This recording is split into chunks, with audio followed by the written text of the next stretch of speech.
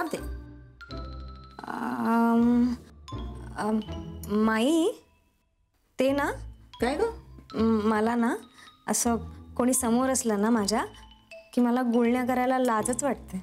अगो बाई, गुळण्या करायला हो लाज वाटते? हो. कमालच आहे बाई तुझी. हो ना. अगं त्यात बर ठीक आहे, तू कर गुळण्या, मी जाते.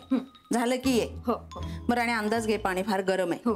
करशील ना नीट? हो. का थांबू मी? नाही नको नको नको, करते करते. बर ये, तू झालं की. हो हो करते हा मी.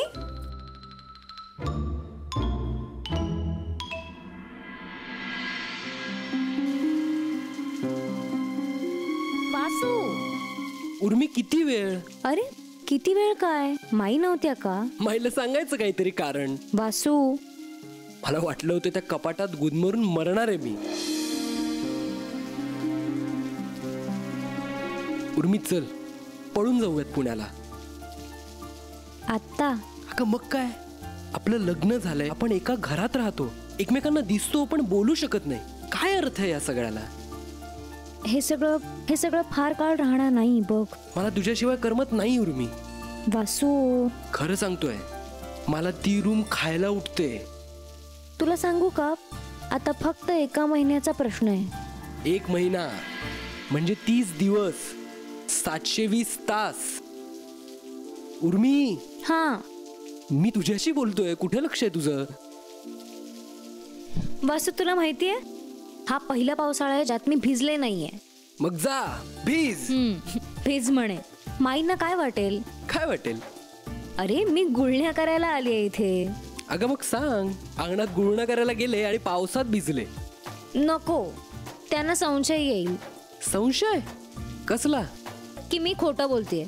असं काहीही होणार नाहीये. वासू, माझा घसा बसलेला असताना मी इथे पावसात गुळण्या का करेन? सतत सगळ्या गोष्टींचे लॉजिक नको लावूस, आनंद पण घे जरा. मला भीती वाटते रे. अरे पावसात भिजायला काय घाबरायचंय? हे बघ, आपलं लग्न झालंय तरी आपण चोरूनच भेटतोय, सगळ्या गोष्टींना आपण घाबरून घाबरून जगतोय. पण आपलं आयुष्य कधी जगणार? आपण एन्जॉय कधी करणार? मला सांग, पावसात भिजणं हा ना गुन्हा आहे ना खोटेपणा आहे. काय हरकत आहे? खरंच तुला असं वाटतं?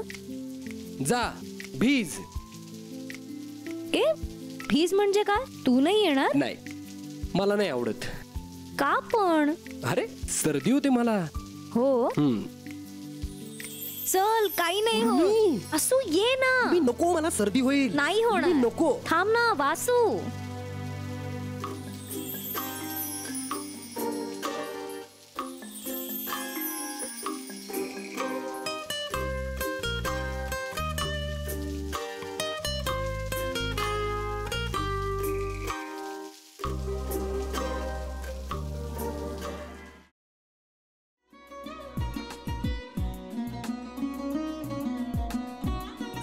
लावू का? असाच लावू ना.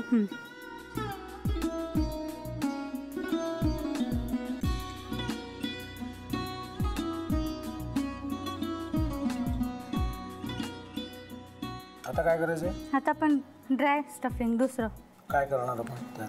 आपण ह्याच्यात मेयोनीज न टाकता बाकीचे सगळे साहित्य टाकायचे. अच्छा, हे सगळं.